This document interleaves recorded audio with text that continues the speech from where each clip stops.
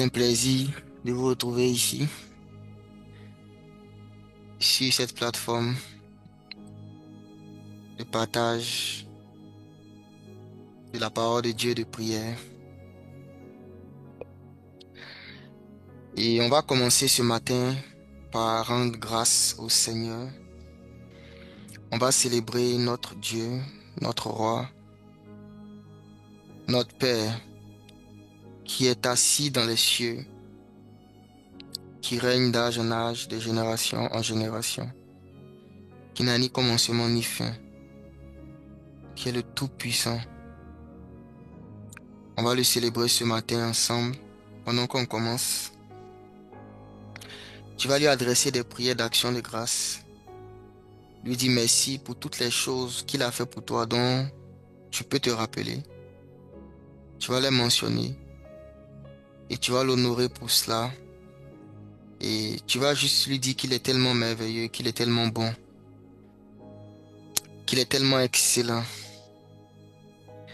Tu vas lui rendre grâce également pour son sacrifice lorsqu'il a donné son Fils unique afin que quiconque croit en lui ne périsse pas mais qu'il ait la vie éternelle. Prions. Père, ce matin, nous voulons honorer et célébrer ta majesté. Toi, l'ancien des jours, le rocher des âges, le puissant, le vivant, le redoutable, qui est comme toi, Dieu fidèle, le Dieu des promesses, le Dieu qui veille sur sa parole pour l'exécuter. Il n'y a personne qui est comme toi. Ce matin, réunis ensemble dans cette plateforme, nous voulons honorer Sa Majesté le Roi des Rois, Jésus-Christ, le témoin fidèle, le premier-né d'entre les morts, celui qui nous a aimés et qui nous a lavés par son sang. Père, merci pour tous tes bienfaits. Le nombre de tes bienfaits est tellement grand que si nous voulons compter tes bienfaits, nous serons bien incapables de le faire, car le nombre en est grand. Nous serons bien incapables de compter tes bienfaits. Et ce matin, nous voulons prendre le temps de célébrer, magnifier, honorer, glorifier notre Roi, notre Seigneur. Merci pour le sang de l'agneau. Merci pour la mort de l'agneau, son ensevelissement et sa résurrection, qui nous a donné accès à la vie de Dieu. Cette vie que tu as rendue accessible en la donnant, afin que quiconque désire cette vie, quiconque désire boire de cette eau, qu'il vienne à toi et qu'il boive. Ce matin, Père, enseigne-nous à demeurer en toi dans la paix. Apprends-nous à nous reposer en toi. Apprends-nous à nous reposer en toi. Apprends-nous le repos, le Shabbat, au nom de Jésus. Amen. Amen, amen. Bonjour à tous. Bienvenue. C'est encore un grand plaisir et un privilège pour moi d'avoir des gens comme vous qui aimez autant la parole de Dieu.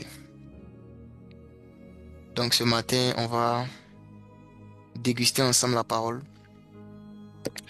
Pour ceux qui ont l'habitude de nous écouter lors de ces matinales, il y a une chose que vous savez que j'aime faire, c'est de parler de Jésus, des différents aspects de qui il est, de naviguer dans les différentes dimensions de la compréhension de la personne de Jésus-Christ, afin de pouvoir expérimenter et exploiter les richesses profondes et les innombrables bénédictions qui se trouvent en lui. Donc, dans cette quête, dans ce cheminement, dans ce voyage, dans ce pèlerinage de la connaissance de Jésus-Christ, aujourd'hui, on va étudier un aspect de lui. Jésus-Christ, le repos, le Shabbat, notre lieu de repos. Aujourd'hui, je vais, au travers des Écritures, expliquer comment est-ce que Dieu a voulu, depuis le commencement, que l'homme se repose. Et que signifie ce repos en question? De quoi est-ce qu'on parle? Jésus-Christ, notre Shabbat, notre lieu de repos. Qui est content à l'idée de découvrir ce que c'est? Qui est content à l'idée de découvrir qui est Jésus, notre lieu de repos? Ok. On va aller dans le livre de Proverbes, c'est pas là qu'on va commencer. Et après Proverbes, on va aller dans Genèse. Et à partir de Genèse, on va mieux comprendre ce que j'essaie d'expliquer ce matin. Proverbe 17, le verset 27. Proverbe chapitre 17, le verset 27. Je lis. Celui qui retient ses paroles connaît la science. Et celui qui a l'esprit calme est un homme intelligent. Celui qui retient ses paroles connaît la science. Et celui qui a l'esprit calme est un homme intelligent. Voici un passage du livre de Proverbes qui nous dit que un individu qui grandit en connaissance et en compréhension. Le mot intelligence ici, dans l'hébreu, fait référence à la compréhension. Au fait que quelqu'un a atteint un niveau de maîtrise et de compréhension de certains phénomènes ou de certains événements spirituels. Et la Bible nous dit que lorsqu'un homme a développé son intelligence naturelle et spirituelle, ce qui lui arrive, c'est quelque chose qu'on appelle le calme. Celui qui a l'esprit calme est un homme intelligent. En d'autres termes, quand tu trouves quelqu'un qui est capable d'être dans le repos, le calme, c'est le repos de l'esprit, le repos de l'âme. La Bible dit que celui qui a l'esprit calme est un homme intelligent, est un homme qui a de la compréhension. Ça veut dire que un homme agité, une femme agitée, un homme embrouillé, une femme embrouillée, un homme inconstant, une femme inconstante, sont des individus qui manquent de compréhension. Laquelle compréhension? De quelle compréhension ici on parle? De la compréhension ou encore de la révélation du Shabbat. Celui qui connaît Jésus-Christ le Shabbat, le repos, le 7e jour, il aura l'esprit calme. L'esprit calme. Donc, allons au commencement pour explorer un peu la notion de repos dans la Bible. Genèse, chapitre 2.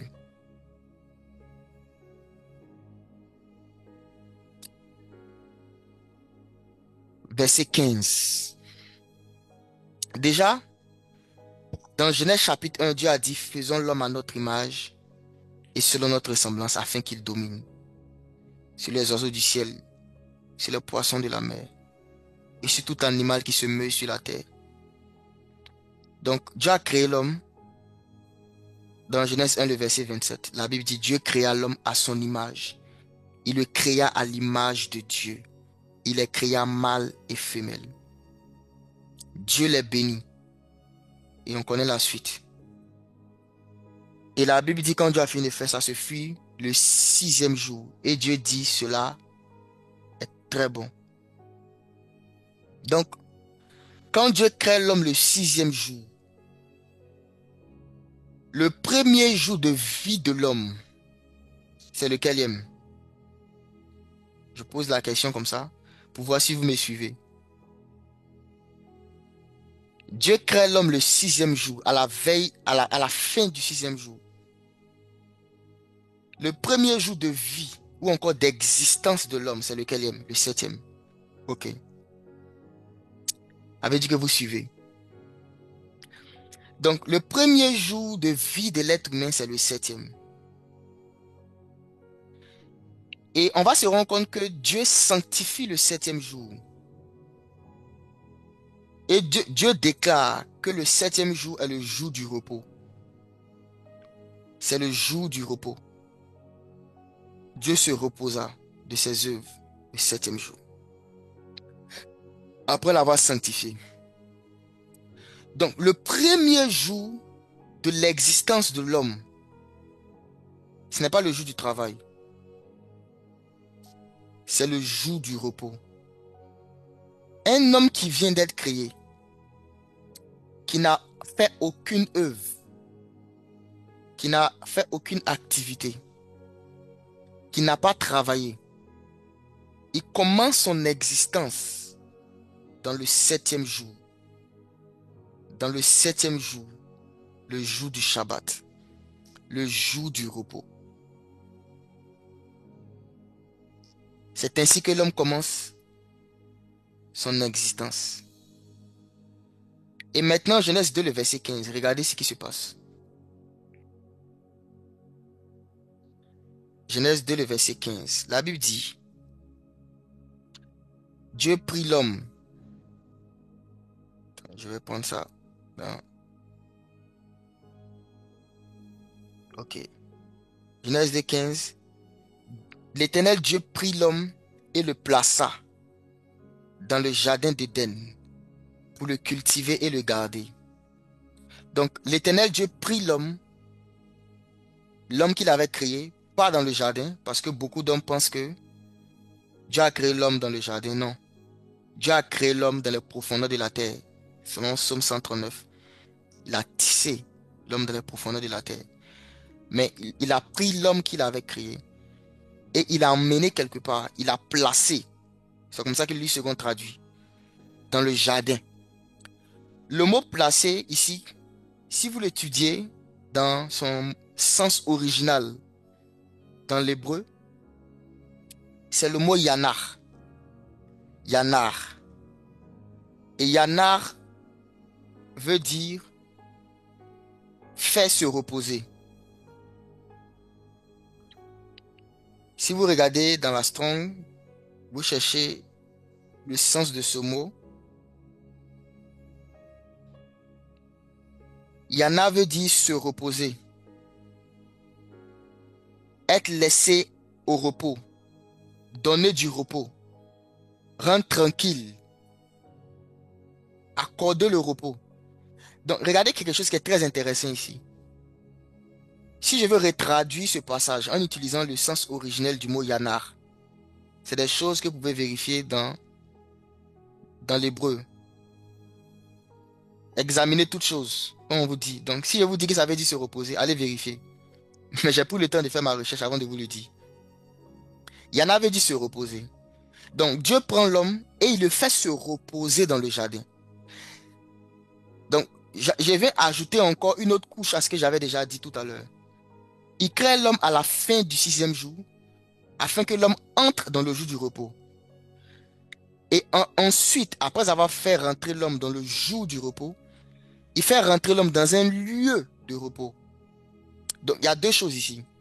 Il y a le jour du repos et il y a le lieu du repos. Et la Bible dit que Dieu plaça, ou encore Dieu fit se reposer Yanar. Dieu fit Yanar l'homme dans le jardin. Et ce qui est intéressant ou encore paradoxal ici, c'est que Dieu fait se reposer l'homme dans le jardin pour le cultiver et le garder. Alors que cultiver le jardin et garder le jardin, c'est un travail, c'est une activité. Mais la Bible dit que Dieu fait se reposer l'homme afin de cultiver et de garder. Donc le repos dont on parle ici, ce n'est pas l'inactivité. Le repos de Dieu n'est pas l'inactivité. Parce que Dieu a fait reposer Adam dans le jardin, mais Adam était actif dans le jardin. Donc ce n'était pas un type de repos où tu es inactif. C'est un repos où tu fais des choses, mais tu es quand même dans le repos. Le repos de Dieu, c'est le repos de l'âme. C'est ce qu'on appelle encore le calme, la paix. Le calme, l'esprit calme, où tu n'es pas stressé, tu n'es pas embrouillé, où ton âme est comme des eaux paisibles. Il n'y a pas de trouble.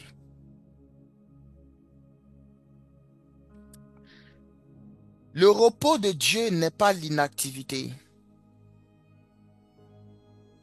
C'est la présence de la paix et du calme, de la tranquillité, du fait que l'âme se trouve dans un état de sérénité. Un état de sérénité. En anglais, on appelle ça stillness. Be still. Je pense qu'il n'y a pas vraiment un mot en français que je peux utiliser pour décrire. Dans l'hébreu, encore, il y a un autre mot qu'on utilise qu'on appelle le shalom. C'est dans le shalom de Dieu. C'est le repos. C'est un état de repos. Et c'est dans cet état-là que Dieu avait mis l'homme. Donc, il a introduit l'homme dans le jour du repos. Et il a introduit l'homme dans le lieu du repos. Et il a dit à l'homme, reste là, cultive cette atmosphère et garde. Cultive et garde. Cultive et garde. Et quand l'homme a péché contre Dieu, l'une des premières émotions que l'homme a ressenties, c'était quoi? Ceux qui lisent la Bible, aidez-moi. Dans Genèse chapitre 3, l'une des premières émotions que l'homme a ressenties, la peur, la honte, la peur, ok. C'était la peur. La honte est une manifestation de la peur. Est une enfant. La honte, c'est simplement la peur qui se manifeste dans un certain style. Mais ça reste la peur. Et regardez ce qui s'est passé.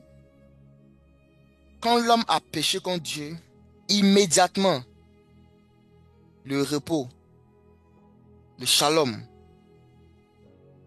l'a quitté.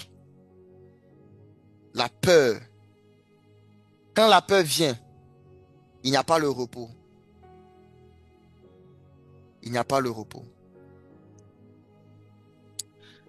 L'homme a perdu le repos de l'âme. Le repos de l'âme, c'est ce que l'homme a perdu. Quand il a péché contre Dieu, car Dieu l'avait introduit dans le repos. Dans le calme. Et l'homme a perdu ça. Et comme on le sait, le Seigneur Jésus-Christ a dit qu'il est venu chercher et trouver ceux qui étaient perdus. Qu'est-ce que l'homme avait perdu?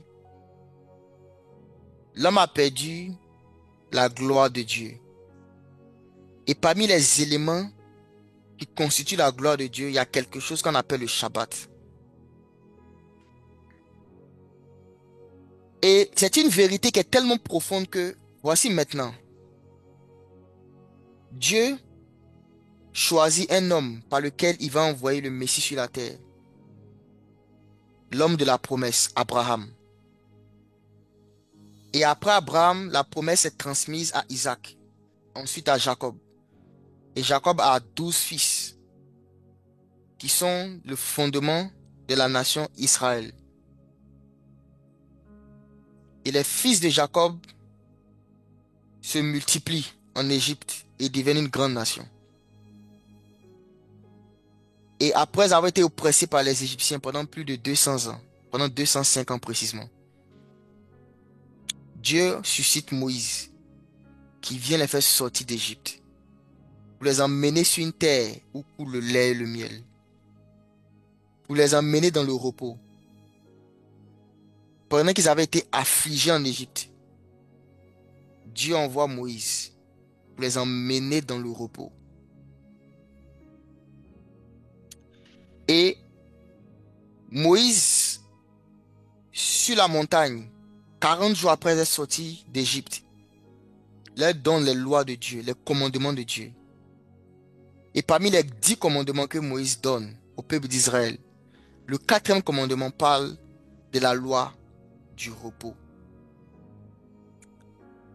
Observer le Shabbat. C'est un commandement qui est tellement précieux pour Dieu que Dieu met ça dans les 10 commandements.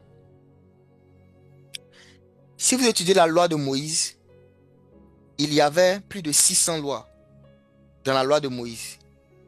Plus de 600 lois, environ 613.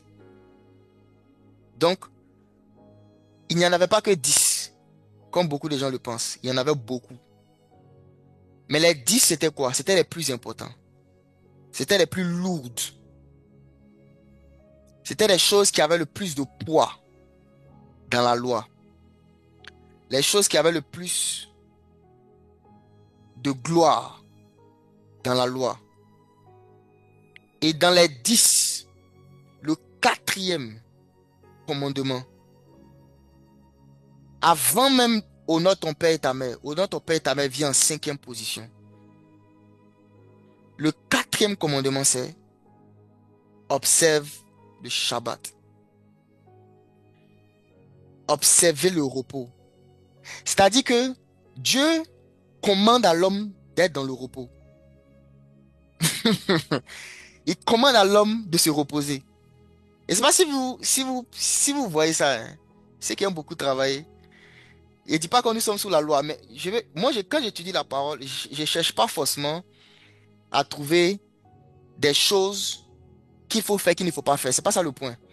Je cherche à comprendre la mentalité de Dieu et m'aligner à la manière dont Dieu pense.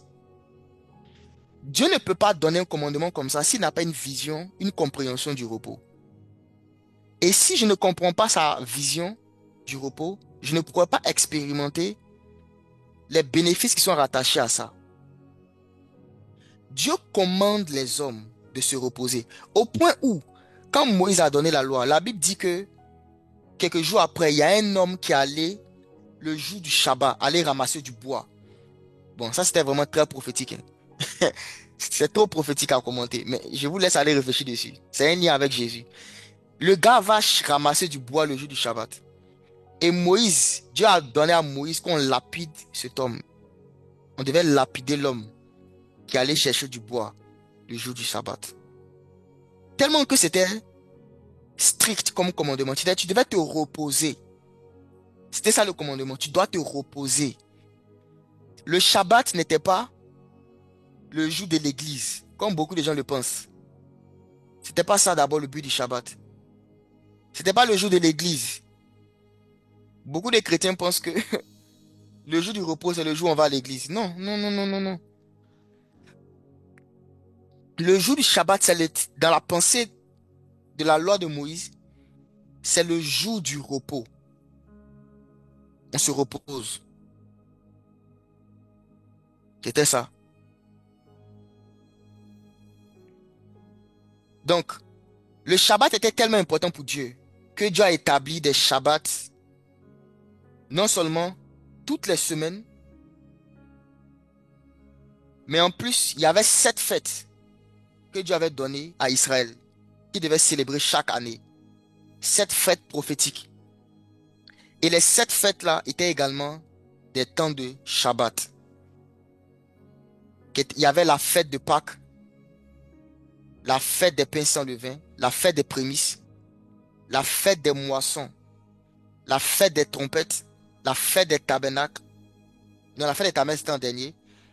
Après la fête des trompettes, il y avait le Yom Kippur, le jour de l'expiation. Et ensuite, en dernière position, la fête des tabernacles. Toutes ces fêtes-là étaient des Shabbats. Pour aller encore plus loin, Dieu avait donné un Shabbat de la terre. Il avait dit que la terre devait être cultivée pendant 6 ans. Et la 7e année, la terre devait se reposer. Et si vous étudiez la raison pour laquelle le peuple d'Israël était déporté à Babylone pendant 70 ans, c'était à cause du non-respect de ce commandement. Parce que pendant 490 ans, ils n'avaient pas respecté le Shabbat de la terre. La terre devait se reposer tous les 7 ans. Et parce qu'ils n'avaient pas respecté ça pendant 490 ans, ça faisait 70 ans accumulés qu'ils n'avaient pas respecté le Shabbat de la terre. Donc Dieu les a envoyés en déportation à Babylone pendant 70 ans pour rattraper les 70 ans de repos de la terre qu'ils n'avaient pas donné. Même la terre devait se reposer. Les choses que j'ai dit ici sont dans la Bible. Hein. Je n'ai pas inventé, ce n'est pas une révélation, c'est dans le livre de Chroniques. Si vous lisez, vous allez voir là-bas. C'est écrit noir sur blanc que c'est à cause de la terre qu'ils ont été envoyés en captivité à Babylone pendant 70 ans. Parce qu'ils n'ont pas respecté quoi? Le Shabbat de la terre. Il y avait encore un autre Shabbat qu'on appelait le jubilé. Ça apparaissait tous les 50 ans. Donc il fallait compter 7 fois 7 ans, qui était 49 ans. Et à la 50e année, il y avait le Shabbat général qu'on appelait le jubilé ou encore le Yovel en hébreu. Un temps où il fallait libérer les esclaves. Un temps où il fallait pardonner les dettes, les crédits. Donc si quelqu'un te devait, le jour du jubilé, tu étais obligé de laisser tomber. Parce qu'il fallait qu'il rentre dans le repos. Donc je vous donne tous ces exemples pour vous montrer que Dieu est très regardant sur la notion du repos. Très regardant sur ça. On peut lire la Bible comme ça, juste voir les lois et puis dire ok, c'est l'Ancien Testament, je passe. Non. La Bible dit que Dieu est le même hier, aujourd'hui, éternellement. L'Ancien Testament n'a pas été aboli. L'Ancien Testament, la loi de Moïse n'a pas été abolie. L'Ancienne Alliance n'a pas été abolie. Les lois de l'Ancienne Alliance n'ont pas été abolies. Qu'est-ce qui s'est passé? Elles ont été accomplies. Accompli veut dire que quelqu'un a fait ça pour nous. Donc la raison pour laquelle nous ne pouvons et nous ne devons pas les suivre strictement, comme les gens le faisaient dans l'Ancien Testament, c'est parce qu'on l'a déjà fait en Christ. Et non pas parce qu'elles ne sont plus d'actualité. Et non pas parce qu'elles ne sont plus utiles. Mais c'est parce que Jésus-Christ les a accomplis pour nous. Donc, j'explique toutes ces lois sur le Shabbat pour nous emmener à Christ. Parce que la Bible dit que la loi nous a été donnée comme un pédagogue. Pour nous conduire à Christ. Donc, toutes ces notions de se reposer, qu'on retrouve sous diverses formes dans l'Ancien Testament, sous des formes diverses et variées, que ce soit le repos de temps, le repos de lieu, le repos de la terre, toutes ces choses qu'on peut voir, que ce soit les fêtes de l'Éternel, qu'on peut retrouver dans l'Ancien Testament, ont un but, nous révéler Christ comme le Shabbat, le repos, le véritable. Et voici maintenant ce que Jésus-Christ, homme, a dit lorsqu'il est venu sur la terre. Matthieu 11, verset 28.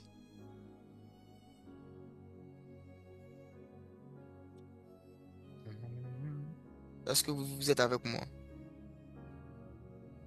Matthieu 11, je commence à lire à partir du verset 28. Venez à moi, vous tous qui êtes fatigués et chargés, et je vous donnerai du repos. Jésus-Christ, le Shabbat, le repos, le lieu de repos. Il dit, venez à moi, vous tous qui êtes fatigués et chargés, vous tous, et je vous donnerai du repos. Prenez mon joug sur vous et recevez mes instructions. Prenez mon joug sur vous. Quand on parle de joug, c'est un travail. Mettre un joug sur quelqu'un, c'est lui donner un travail. Mais Jésus-Christ appelle ça être dans le repos.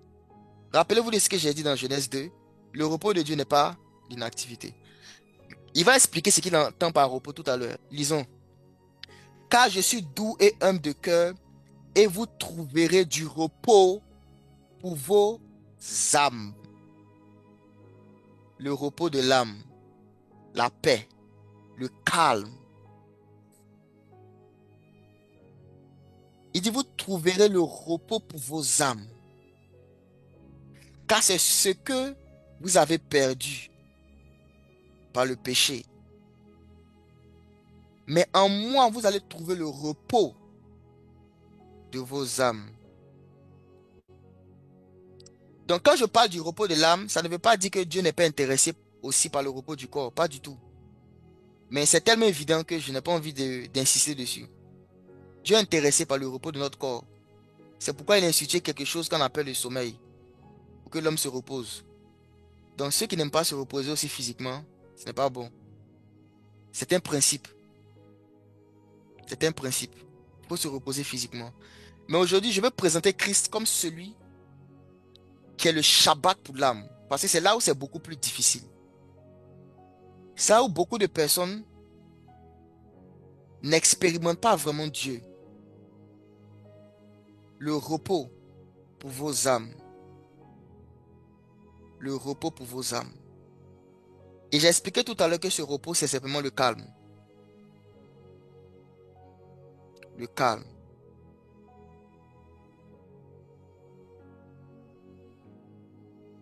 Le calme. Donc, la Bible dit que, dans Proverbe 17, le verset 27, la Bible dit que l'homme qui a de l'intelligence, l'homme qui a l'esprit calme est un homme intelligent. L'homme qui a l'esprit calme est un homme intelligent. L'homme qui est tranquille, qui est dans la tranquillité, il est tranquille. Il a de la compréhension. Donc, Jésus-Christ le repos, qu'est-ce que ça signifie pour nous les enfants de Dieu? De manière pratique. Qu'est-ce que ça signifie pour nous? Si vous avez compris ça, ça va vous aider dans presque tous les domaines de votre marche chrétienne. Il y a quelques jours, sinon quelques jours, j'avais enseigné ici à des frères avec qui on se réunit ici sur le fait que écouter Dieu avec précision se fait lorsque l'esprit est calme. Quand ton esprit est agité, tu ne peux pas vraiment écouter la voix de Dieu. On écoute Dieu dans le calme. Si tu pries et après un moment tu te calmes, tu te tais et tu te concentres sur la présence de Dieu, tu vas commencer à l'écouter. Il y a un cantique qu'on aime chanter qui est tellement profond. Je ne sais pas la personne qui a reçu le cantique là vraiment est spirituelle. Le cantique il dit si je me tais, oh j'apprendrai à écouter la voix du bon berger. Le cantique est trop profond. Non, c'est pas Marcel Bongo qui a reçu le cantique. Le cantique existait avant qu'il ne reprenne. C'est un vieux cantique. C'est un ancien cantique. Ça existait avant qu'il reprenne le cantique.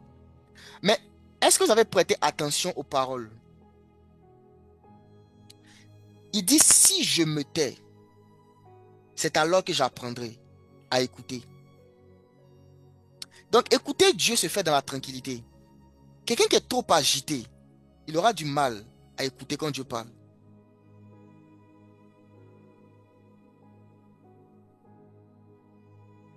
Même l'onction, c'est qu'on appelle l'onction, ça se manifeste plus dans le calme.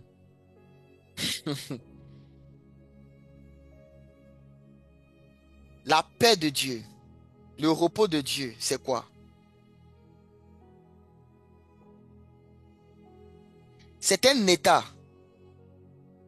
de tranquillité dans lequel l'âme de l'homme se trouve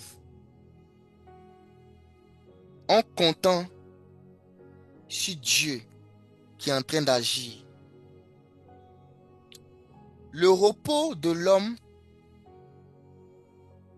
est le début de l'action de Dieu. C'est quand l'homme se met dans le repos que Dieu prend le relais. Tant que l'homme travaille, Dieu ne travaille pas. Dieu commence à travailler dans le repos de l'être humain. Et l'homme commence à travailler dans le repos de Dieu. Vous allez voir que quand Dieu est arrivé au 6e jour, il s'est reposé. Et il a ordonné à l'homme de cultiver, de garder le jardin. Donc l'homme a commencé à travailler sur la terre et à dominer sur la terre pendant que Dieu se reposait. Et pendant que l'humanité était dans la mort, dans le repos, Dieu est venu travailler au moyen de son Fils Jésus pour nous emmener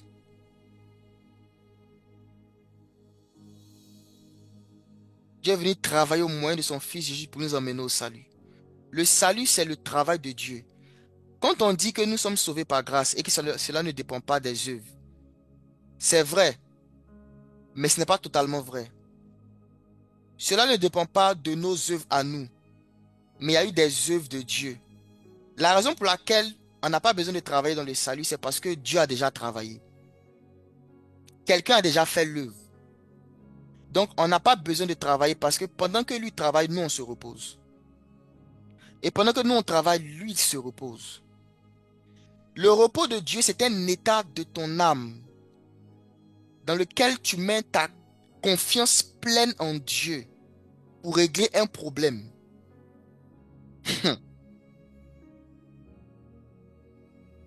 Tu comptes sur Dieu tellement que tu te dis, je ne vais pas venir t'embrouiller dans ce que tu es en train de faire. Je vais me retirer et je te laisse faire.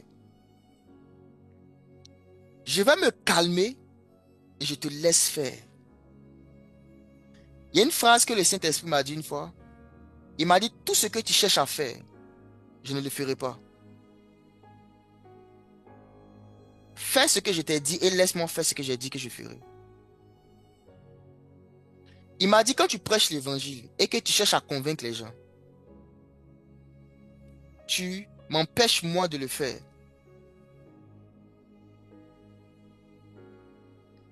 Quand on prêche souvent l'évangile, on cherche à convaincre les gens. Au lieu de juste prêcher la croix, on cherche des arguments, on cherche à dire des choses pour que la personne se sente concernée par ce qu'on dit. C'est un piège dans lequel nous tous on tombe. Mais le piège de ça, c'est que tu empêches maintenant le Saint-Esprit d'exercer son ministère de conviction. Parce que ce n'est pas ton travail de convaincre. Ton travail, c'est de prêcher la parole. Ne cherche même pas dans ton cœur à convaincre. Ne cherche même pas dans ton cœur à convaincre. Prêche la vérité de l'évangile et sois dans le repos en ce qui concerne la conviction de péché.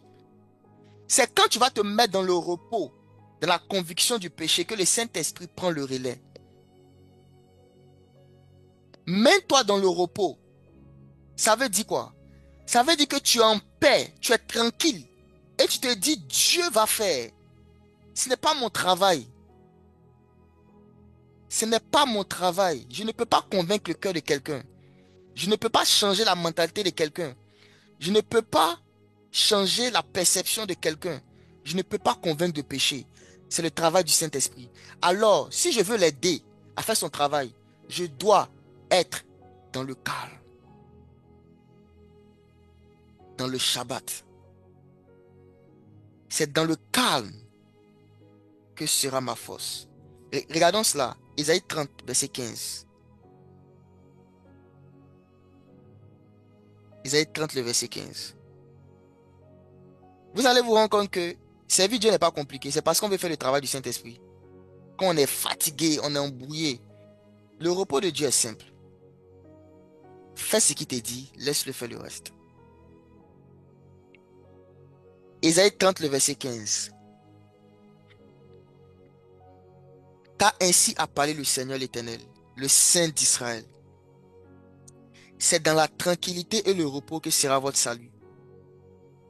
C'est dans le calme et la confiance que sera votre force. Mais vous ne l'avez pas voulu. Regardez le passage, comment c'est profond, comment c'est magnifique. C'est dans le calme et la confiance que sera votre force. En d'autres termes, si tu veux être fort, sois calme. C'est pour ça que le proverbe dit, un homme qui a l'esprit calme, il est intelligent. Il a compris. il a compris comment Dieu fonctionne. Et c'est cette compréhension que je vous donne ce matin. La compréhension de l'homme qui est calme. Il a compris que plus je reste calme, plus le Saint-Esprit agit. Plus je reste calme et en pleine confiance de mon Dieu, plus il agit. Plus mon âme est agitée, moins il agit. Le repos de Christ, Christ notre repos, c'est le fait que notre âme n'est pas dans le trouble. Il dit c'est dans le calme et la confiance que sera votre force. La force vient du calme, la confiance, le calme et la confiance. Le calme et la confiance. Quand il y avait la tempête et le Seigneur Jésus-Christ était dans la barque avec ses disciples, la Bible dit qu'ils dormaient. Alors qu'eux, ils se lamentaient, ils pleuraient, ils s'agitaient. Mais pendant qu'ils pleuraient, ils s'agitaient, il n'y avait pas de solution. Et celui qui dormait, lorsqu'il s'est levé, c'est lui qui a commandé. Et la mer a obéi. La puissance du Saint-Esprit va se manifester plus au travers de toi quand tu seras dans le repos.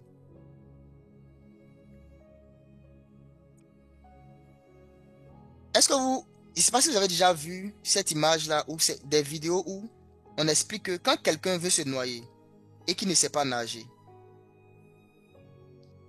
pendant qu'il est en train de se noyer, ne t'approche pas de lui. Laisse-le se noyer. Quand il n'aura plus de force, c'est en cela maintenant que tu pourras aller le sauver. Mais pendant qu'il a encore de la force, si tu t'approches de lui, vous deux, vous allez vous noyer. Et la raison pour laquelle il dit ça, c'est parce quoi? C'est parce qu'il est paniqué. Il faut juste le laisser perdre sa force pour qu'il soit dans le calme. C'est qu'il va perdre sa force qu'il va devenir calme. Donc c'est le seul moyen que tu as pour le sauver. Laisse-le perdre toute sa force. Mais s'il avait compris que c'était ça le but, depuis le départ, au lieu qu'il perde toute sa force, il allait être quoi? Calme. Il se calme simplement, il se laisse faire. Et pendant qu'il se laisse faire, ça te donne la possibilité de venir le délivrer. Sans forcément qu'il ait besoin de perdre toute sa force. Sans qu'il ait besoin. Dans le calme et la confiance sera votre force. Être agité, être dans le trouble, dans la peur, empêche la pleine manifestation du Saint-Esprit. Plus tu es calme, parce que le Saint-Esprit est l'esprit de douceur, plus tu es calme, tu es serein. plus il se manifeste.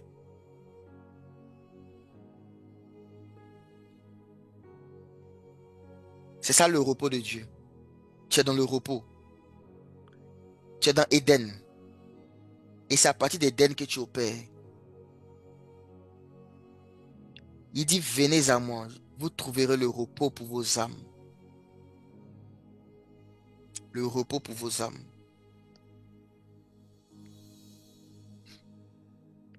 Le repos pour vos âmes. Être dans le calme, dans le repos. Vous allez voir que quand Dieu a appelé Samuel la première fois, il ne savait pas que c'était Dieu. Mais quand Dieu a appelé Samuel, il était couché. Il était couché. Et quand Élie lui a dit, quand Élie a su que c'était Dieu qui appelait l'enfant, il lui a dit, va, couche-toi. Et quand on t'appellera, voici comment tu vas répondre. Parle, car ton serviteur écoute. Il lui a dit, va et couche-toi. Couche-toi. Sois dans le calme. Je vous pose la question, pourquoi vous pensez que la plupart des chrétiens, Dieu leur parle pendant qu'ils dorment? Pourquoi la plupart des chrétiens, pendant qu'ils sont éveillés, ils ne peuvent pas entendre la voix de Dieu? C'est seulement quand ils vont dormir qu'ils entendent la voix de Dieu. Est-ce que vous vous êtes posé cette question? Pourquoi? Est-ce que quelqu'un s'est posé la question ici? Pourquoi Dieu me parle seulement en rêve? Je suis sûr qu'il y a quelqu'un qui s'est posé la question ici. Désigne-toi en commentaire. Tu t'es posé la question, pourquoi Dieu me parle seulement quand je dors? Pourquoi c'est seulement en songe que Dieu me parle? Voilà, vous êtes nombreux. C'est pas par parole de connaissance, c'est par expérience. Je sais que vous êtes nombreux. C'est seulement par songe que Dieu me parle. Vous vous posez la question. Voici la réponse.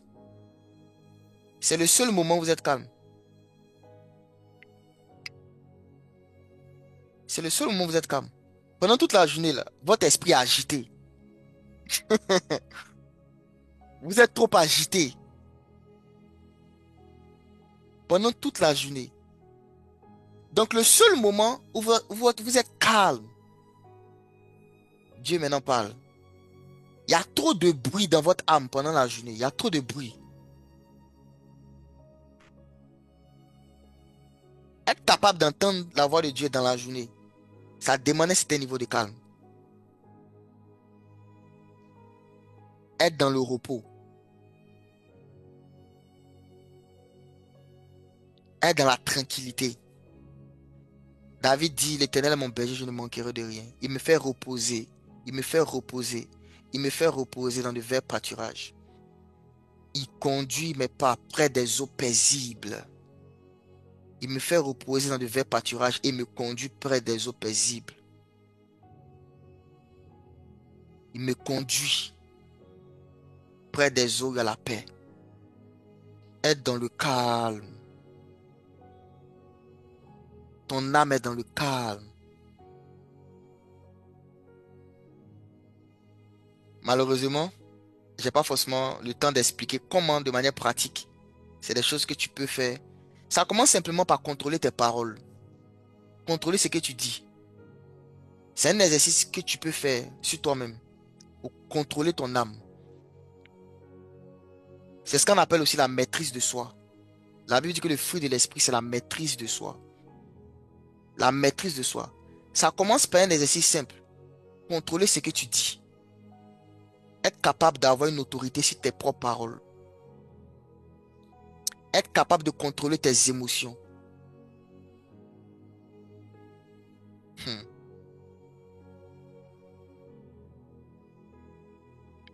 Le repos de Dieu, c'est le repos de l'âme. Et quand tu es dans ce repos, tu es capable d'entendre clairement la voix de Dieu. Tu es capable d'exécuter la volonté de Dieu sur la terre avec plus de précision. Parce que ton âme est dans le repos. Et ce n'est pas un repos qui dépend des circonstances extérieures de ta vie, non. Il y en a qui vont dire, mais j'ai le travail, j'ai les enfants, j'ai les courses, j'ai les occupations de la vie. Ce n'est pas un repos qui dépend des circonstances extérieures, c'est un repos intérieur. C'est Christ C'est Jésus-Christ qui est notre Shabbat. C'est notre capacité à lui faire confiance qui détermine le repos. Ce n'est pas l'ensemble des activités qui est autour de nous. Est-ce que tu fais confiance à Jésus? Quand il dit qu'il prend soin de ça, de telles choses, est-ce que tu crois qu'il va le faire? Parce que c'est quand tu crois qu'il va le faire que tu es dans la paix. Imagine que Bill Gates te dit, imagine tu dois envoyer ton enfant à l'école. Et Bill Gates te dit, ne t'inquiète pas, je prends en charge sa scolarité jusqu'à ce qu'il finisse l'université. Bill Gates te dit ça. Je prends en charge la scolarité de ton enfant jusqu'à ce qu'il finisse l'université. Est-ce que encore tu vas être stressé pour scolarité? Est-ce que même la pensée même de comment il va aller à l'école, comment est-ce que on va payer ses fournitures, est-ce que ça va t'animer? Donc, donc vous voyez que en fonction de l'individu, de la capacité de l'individu qui te fait des promesses, le niveau de paix que tu vas avoir, le, le niveau de paix que tu vas avoir va refléter ça, va refléter la qualité de la personne qui t'a promis des choses. Ça veut dire que si tu connais la capacité et la qualité de la personne qui t'a promis des choses, ton niveau de paix va augmenter. Donc quand tu as peur, tu es stressé, tu es dans le trouble, ton âme est troublée par les soucis de la vie, c'est parce que tu ne connais pas la qualité de celui qui t'a promis qu'il prendra soin de toi. Tu ne connais pas Jésus le Shabbat. Et quand tu t'inquiètes, tu es en train de dire à Dieu que moi-même je vais trouver mes solutions. Et Dieu s'éloigne. Il te laisse faire. Juste, c'est comme quelqu'un qui veut se noyer. Il est dans l'eau. Tu le laisses. Quand il va arriver au bout de ses souffles, ou encore de son souffle, c'est là maintenant que Dieu va venir. C'est la raison pour laquelle beaucoup d'entre vous, c'est seulement au bout du trou que vous voyez l'intervention de Dieu. C'est quand tu as tout fait, tu as tout essayé, où tu n'as plus de choix. Tu n'as plus de choix. Tu n'as plus de choix. C'est là maintenant que tu t'abandonnes totalement à Dieu parce que il n'y a plus quelqu'un qui peut t'aider. Et Dieu vient maintenant, il fait le travail. Parce qu'il attendait simplement que tu arrives à ce niveau. Mais si tu avais de la compréhension, tu aurais pu arriver là-bas sans passer par tout ce par quoi tu es passé. Tu aurais pu arriver là-bas sans ça. C'est faire confiance. C'est faire confiance en Jésus. C'est ça qui donne la paix. Et pose-toi la question, si je ne suis pas capable de faire confiance à cet homme, ou encore à Dieu, si je ne suis pas capable de lui faire confiance, pourquoi même je le suis? Quel est le but même de moi être chrétien? Pourquoi suis-je enfant de Dieu? Parce que être enfant de Dieu veut dire que je lui fais confiance pour ma vie éternelle, pour mon salut. Mais qu'est-ce qui est plus grand que le salut? Si je peux lui faire confiance pour mon éternité, pourquoi je ne lui ferai pas confiance pour les choses de la terre? Je lui fais confiance pour les choses que je ne vois pas, pour l'éternité. Alors, et pour maintenant? Ça ne veut pas dire que je suis inactif. Non. Mais je ne laisse pas le trouble gagner mon âme. Parce que je sais qu'il y a quelqu'un qui prend soin de moi. Le Seigneur est mon berger, je ne manquerai de rien. Le Seigneur est mon berger, je ne manquerai de rien. Ah, on dit c'est très difficile. Ce qu'on appelle difficile, c'est l'incrédulité simplement. C'est l'incrédulité. Et l'incrédulité est la conséquence du manque de connaissance de Dieu. Vous savez, c'est insultant pour Dieu qu'on ne lui fasse pas confiance. C'est parce qu'on ne prend pas le temps de s'asseoir et de réfléchir vraiment qui est Dieu. Il y a beaucoup de gens qui n'ont jamais pris le temps de méditer. Qui est Dieu vraiment même? Qui est Dieu? On ne prend pas le temps de réfléchir à ce que ça veut dire. Qui est Dieu? Parce que si tu prends le temps de réfléchir ce que c'est, tu prends le temps de réfléchir à la question de qui est Dieu, tu verras que il y a certaines choses qui ne sont pas si difficiles que ça. Ce n'est pas si difficile que ça. Encore, c'est des choses dans lesquelles on grandit. Par la grâce de Dieu, tu ne peux pas avoir, tu peux être à un certain niveau. au début de ta foi, mais plus tu grandis avec Dieu, plus tu es capable de lui faire confiance. Donc je ne dis pas ça pour condamner quelqu'un, mais je dis que cherche à grandir. Développe ta foi en Dieu. C'est ça qui te donne la paix.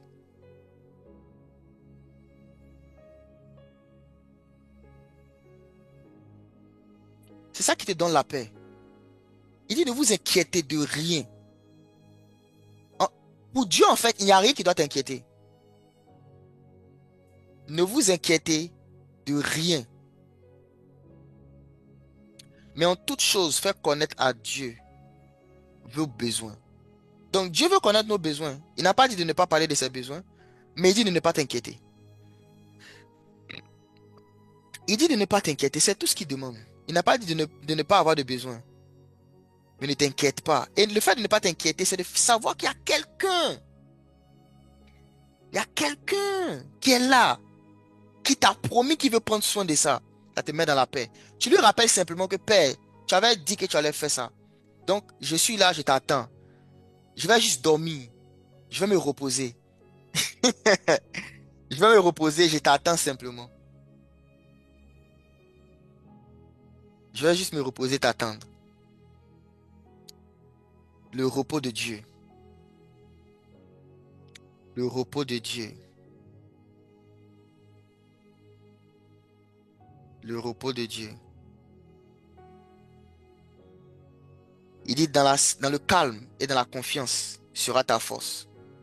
Ta force dans le calme et dans la confiance sera ta force.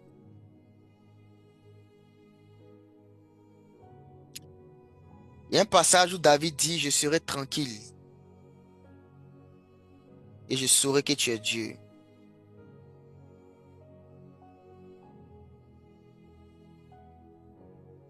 Je serai tranquille et je saurai que tu es Dieu.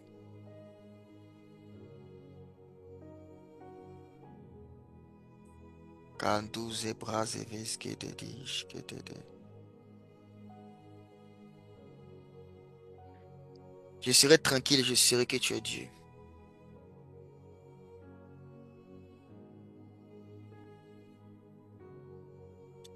Dans le psaume 46, le verset 10, il dit, arrêtez et sachez que je suis Dieu. Ou encore, soyez calme et sachez que je suis Dieu, que je suis le shalom, que je suis le Shabbat.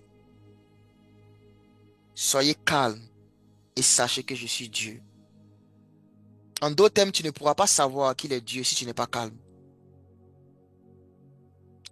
Tu ne pourras pas savoir qu'il est Dieu si tu n'es pas calme. Tu ne pourras pas.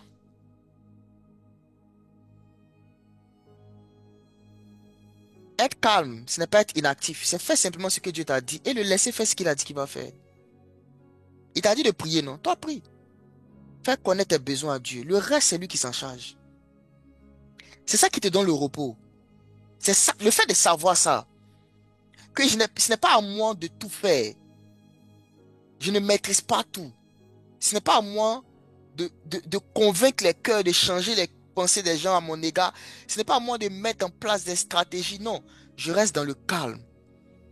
Et lui, je fais ma part, il fait sa part. Il m'a dit, fais-moi connaître tes besoins. Par des prières, des supplications, avec des actions de grâce. Et la paix de Dieu qui surpasse toute intelligence gardera mon cœur et mes pensées en Jésus. Jésus-Christ, notre repos. C'est le Dieu qui ne fera pas ce que tu essaies de faire de toi-même. Je vais terminer par ça. Il y a un exercice que j'avais donné à des frères ici. Et généralement, quand je suis avec certains frères en présentiel, j'essaie de faire ça avec eux. Sur comment la puissance de Dieu peut sortir de nous. Donc, je peux prendre par exemple deux personnes qui disent qu'ils n'ont jamais senti l'onction sortir d'eux. Ils n'ont jamais expérimenté la puissance de Dieu qui sort d'eux pour toucher d'autres personnes. Et je leur dis simplement, ok, je prends une autre personne aussi. Et je les mets les deux en face. Et je dis, toi, qui dis que tu n'as jamais senti la puissance de Dieu aujourd'hui, La puissance de Dieu va sortir de toi pour toucher telle personne. Et ça va être très simple. Sois juste calme. Sois juste calme. Et dis au Saint-Esprit que ta puissance sorte de moi. Et sois juste calme. Et attends-toi à ce qu'il le fasse. J'ai vu toutes les fois on avait ça. Les gens expérimentaient la puissance du Saint-Esprit qui sortait d'eux. Et ceux qui... Et les gens pour qui ils priaient étaient touchés par cette puissance. Physiquement. C'est tellement simple. Mais beaucoup de gens, beaucoup de gens ne perçoivent pas ça. C'est simple. Ce verset de Ésaïe 30, verset 15, quand le Seigneur m'a fait comprendre ça, il m'a dit, à partir du moment où c'est toi qui veux faire, je m'éloigne. Mais quand tu me laisses faire en mettant ta pleine confiance en moi, c'est là que je me manifeste. Donc, il y a des choses où tu laisses le Saint-Esprit. Toi, tu donnes ce que tu dois donner, la part du travail que tu dois faire. Tu fais cette part et tu laisses maintenant l'Esprit de Dieu agir. Donc, je donne l'exercice comme ça. Allez essayer, vous allez voir. Beaucoup d'entre vous, quand vous allez commencer, vous allez commencer à avoir peur encore dans votre cœur. Le peur. Et si ça n'arrive pas? Et si ça n'arrive pas? Et j'ai dit le peur, pardon, la peur. Et si ça n'arrive pas? Et si ça n'arrive pas? Ça là, c'est ça qui vous bloque. Dégagez-vous de ça. Dégagez-vous de ça. Faites confiance en Dieu. Croyez en Dieu. Jésus a dit que votre cœur ne se trouble point. Que votre cœur ne se trouble point. Croyez en Dieu et croyez en moi. Que votre cœur ne se trouble point. Croyez en Dieu et croyez en moi. Voici comment ça marche. C'est comme ça que on expérimente le Shabbat. Tu vas prêcher l'évangile. Tu ne cherches même pas à convaincre quelqu'un. Tu prêches la croix, tu prêches la repentance dans toute sa vérité, dans toute sa rigueur. Et tu laisses les gens partir avec la vérité. Le Saint-Esprit, il va faire le travail. Parce que de toutes les façons, tu ne peux pas les changer. Celui qui peut les changer, c'est le Saint-Esprit. Assure-toi de leur présenter l'amour de Dieu. Car c'est l'amour de Dieu qui change. Présente-leur l'amour de Dieu. Présente-leur le message de l'amour de Dieu, le message de la repentance. Et laisse-les avec le Saint-Esprit. Laisse-les avec le Saint-Esprit. Ne cherche pas à convaincre. Donc, on va prier et on va se séparer aujourd'hui. Je pense qu'on a légèrement dépassé le temps. On va dire merci au Seigneur pour ce que nous avons entendu. Et tu vas dire, Père, je veux pratiquer ta parole. Je veux être calme. Et la vie de prière est un élément qui nous aide à grandir dans le calme. La foi dans la parole de Dieu est aussi un élément majeur. La foi dans connaître les promesses de Dieu et croire les promesses de Dieu. On va dire merci au Seigneur. Père, nous te disons merci pour ce que nous avons entendu ce matin. C'est tellement merveilleux et magnifique. Tout ce que tu nous as donné de comprendre. Et nous te prions de nous aider, Père, à toujours mettre en pratique ce message. Et à le voir comme un message que nous allons pratiquer. Non pas simplement des informations que nous avons reçues lors d'un enseignement. Mais quelque chose que nous allons mettre en pratique dans notre vie de prière, dans notre marche avec toi, dans notre obéissance. Dans les choses que tu nous demandes de faire. À ne pas laisser la peur et le trouble nous priver de l'intervention de Dieu. Père, nous te rendons grâce et nous te célébrons. Merci Seigneur Jésus, toi notre repos. Tu es notre repos. Au nom de Jésus. Amen.